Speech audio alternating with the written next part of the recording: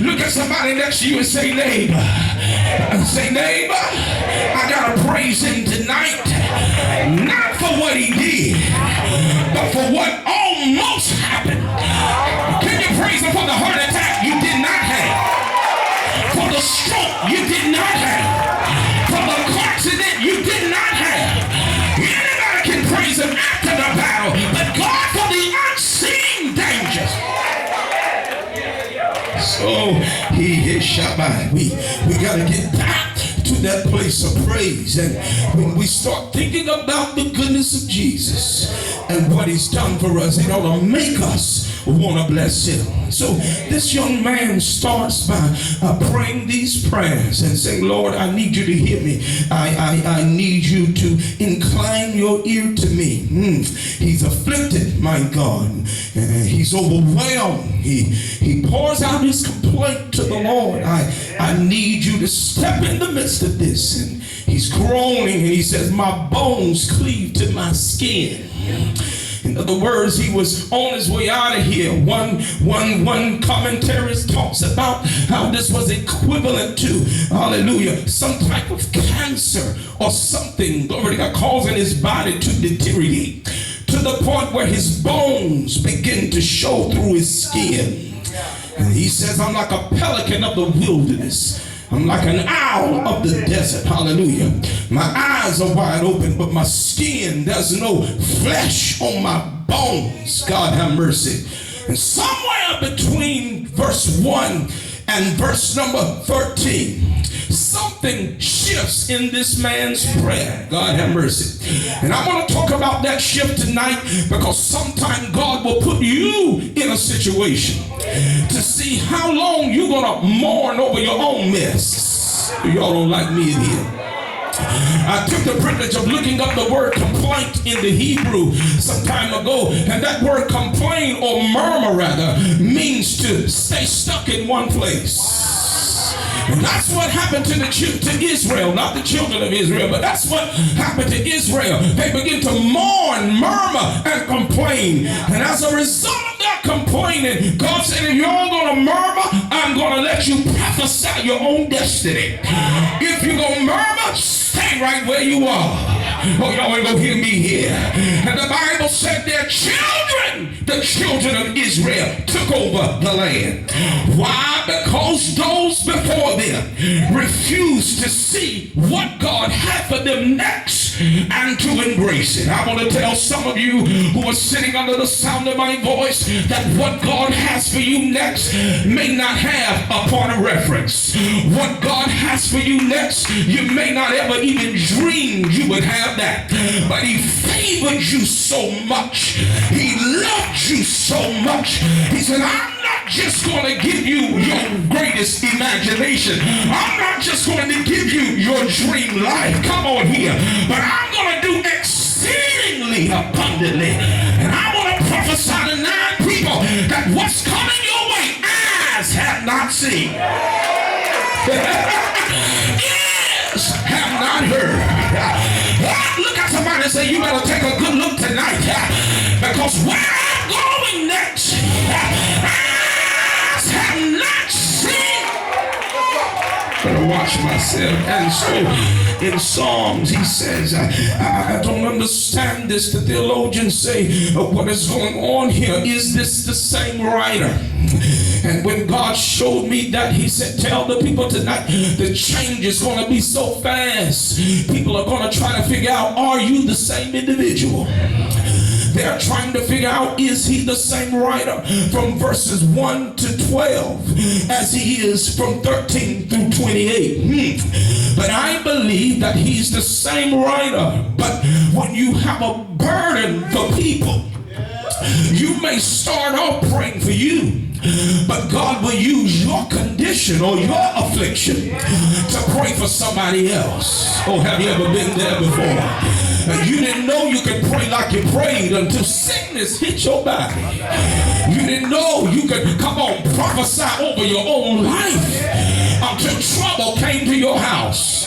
God uses affliction to birth gifts out of us, to birth intercession out of us. He says, all right, you won't pray for the church, church let your child get in trouble. And while you praying for your child, I let the church hit your spirit. And while you pray for your child, you pray for the church. But I had to break you and get you in a posture, come on here, so you can call on God. Somebody ought to shout hallelujah. And here comes, this boy is now praying for himself, but around verse number 13, his prayer shifts. And when his prayer shifts, the Bible says, hallelujah, he begins to pray for Jerusalem.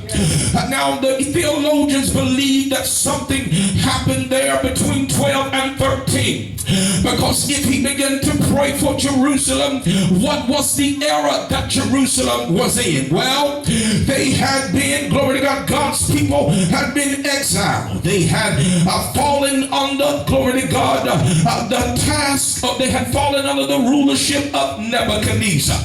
And the Bible talks about when God sent a word to them, hallelujah. You'll find it in Jeremiah 29, 10 and 11. In 29 and the 10th verse, he says, after you have completed 70 years in Babylon, then I will come and perform my good word unto you. Verse 11, for I know the thoughts that I think towards you, thoughts of good and not of evil, to give you a future and a hope. Now, the Bible talks about how these people had gone into captivity. They were held in captivity because of their disobedience to God. And God used government to break them, to bring them back to God. And that's what's happening in today's society. God is using the pressure of government to show you that beside me you can do nothing. Come on here. He will always use government and crises in our financial market to turn the people back to God, just so we can see God is God. Tell somebody, I know God is God.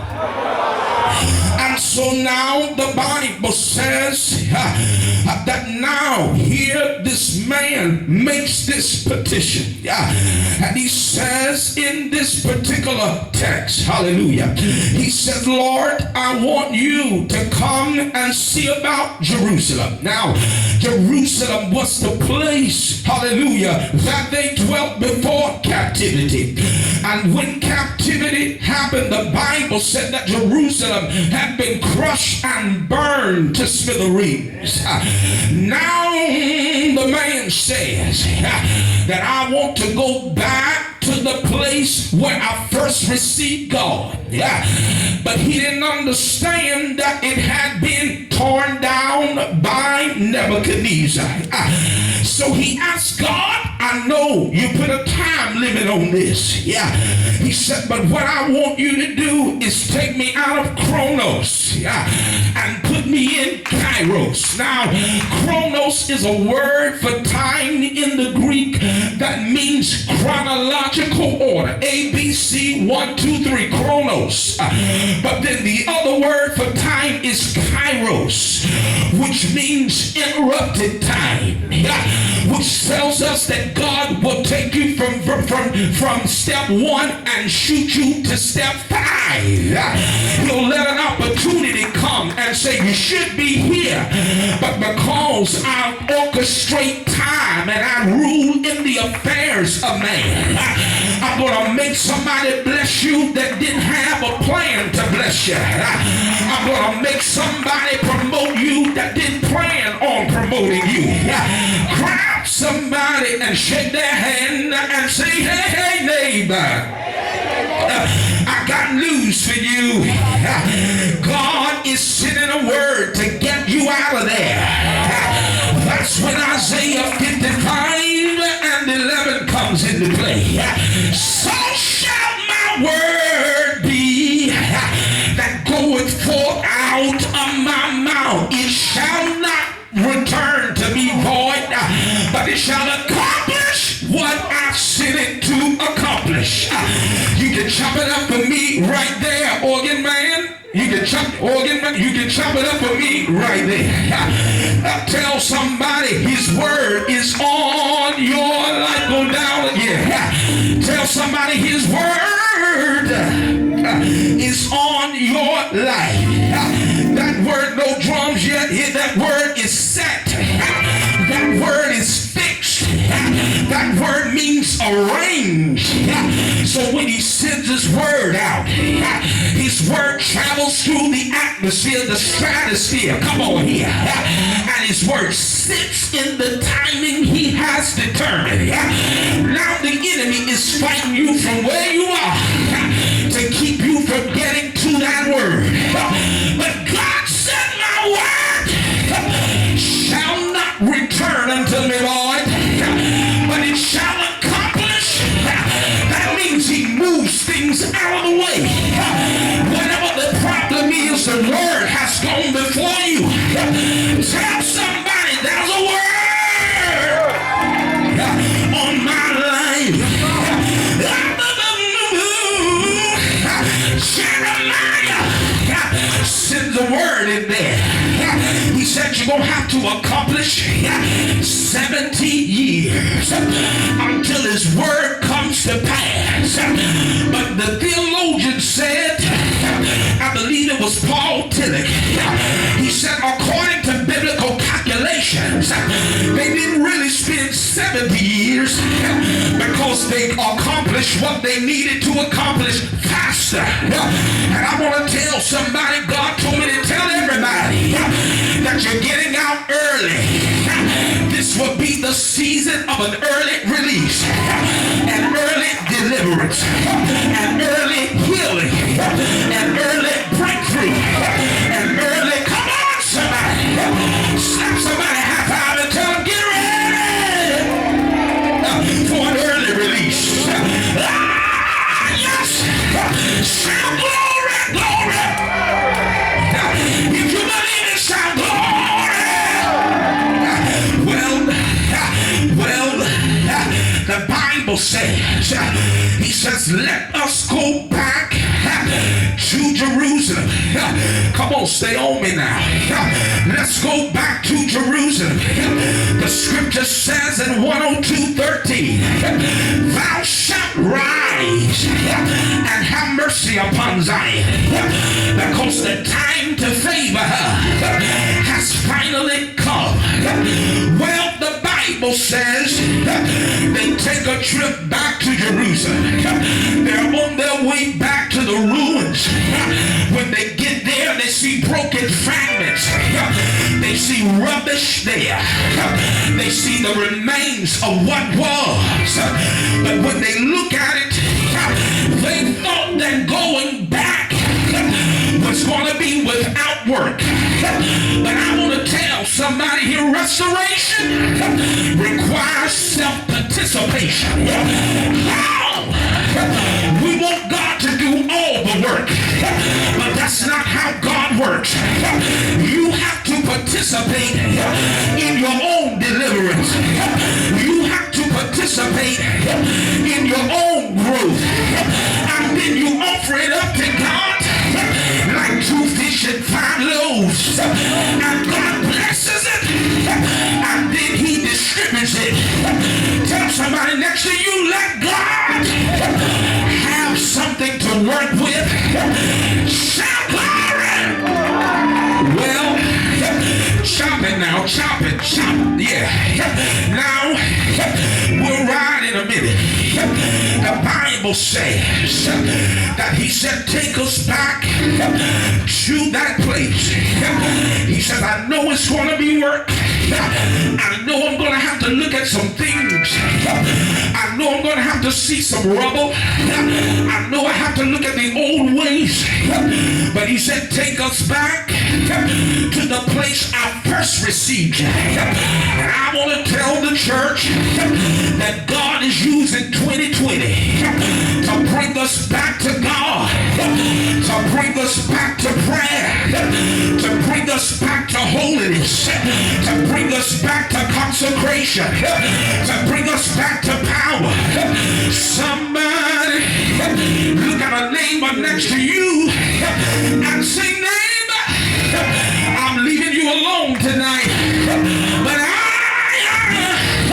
I got good news for you. We're coming out of the ruins and going to revival. We're coming out of the ruins and going to restoration. Stop trusting chariots. Yeah. Some trust in horses, but we shall remember the name of the Lord. Do I have anybody here that knows this year, before you go out of the year, you're about to be restored from the crown of your head to the sole of your feet? Your family is coming together. Your ministry is coming together. Your mind is coming together. Your money is coming together. Anybody in here ready to be restored? Open up your mouth and say, Lord, restore to me the joy of my salvation. That's what the Bible says, that we've been made into for a night. But joy is coming in the morning. Do not have a witness. Throw your hands up and say, joy is coming my way. Joy is all over me. Joy is in my house. Slap somebody high five and say, neighbor, let's go back to the place of power. Let's go back to what God told us. Shout glory! Shout glory! Come on, glory! Open up your mouth and pray!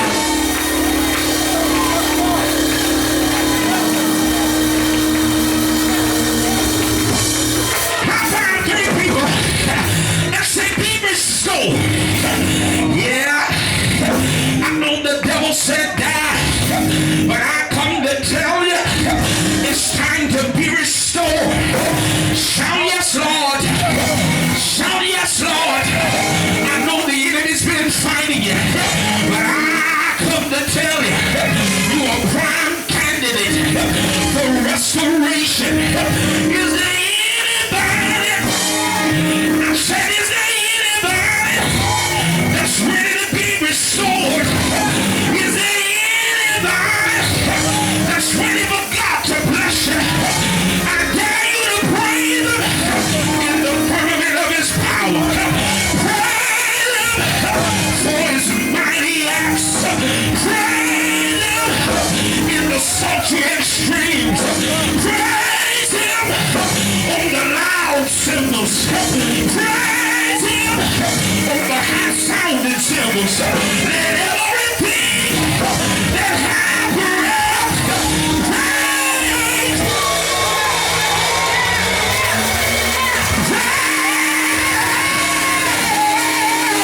Praise you, Lord. Praise Him. I gotta praise Him. Tell somebody next to you,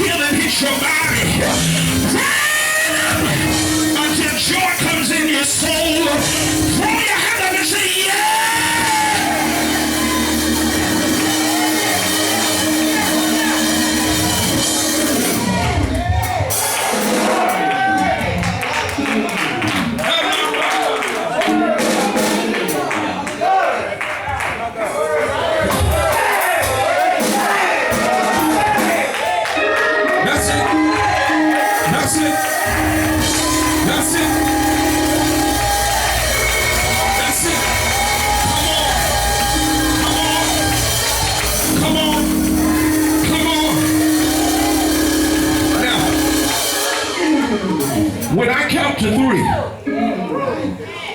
the Holy Ghost said, praise me, because this is the set time for favor to come over your life. How many of you need favor? Favor will grant you access into doors that money can't get you into. Somebody shout favor. Favor will give you help that you didn't even ask for. Somebody shout favor. Favor will touch your family members. Come on here. And open doors for education for them. Open doors for employment for them. Somebody shout favor. Now when I count to 3, the Holy Ghost said, give him the best praise you've given him. And based on your praise will determine how much favor you get next. 1, get out in the aisle if you got to get out in the aisle. But tonight it's time for revival. 2, 3, praise him.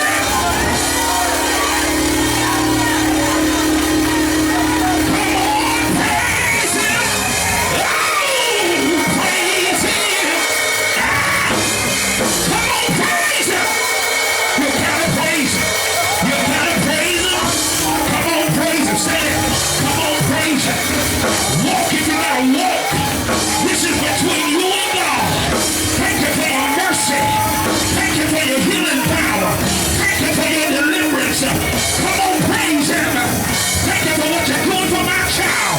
Thank you for what you're doing for my marriage. Thank you, thank you, thank you. Come on, they're going to shine in my house.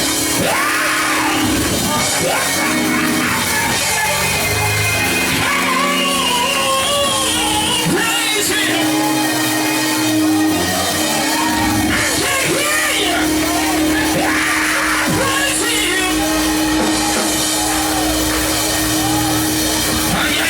Praise him till your neighbor gets nervous. Get out of yourself. You got to touch him tonight. Praise him.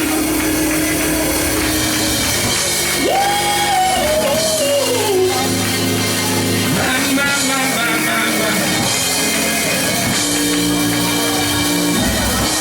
Shout hallelujah. Shout hallelujah. Shout hallelujah. Shout hallelujah. Make him bless you.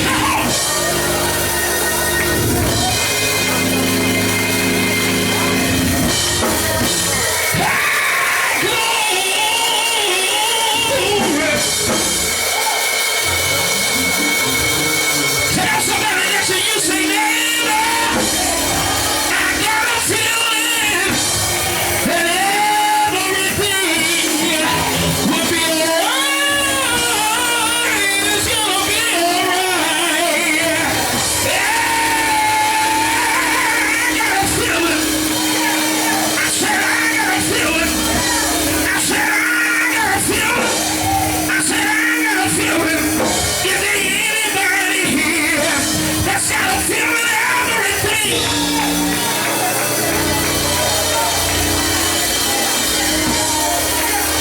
Woo!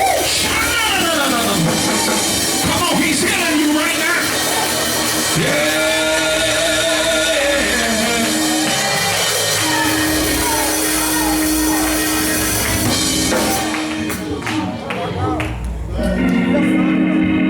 Thank you, Jesus.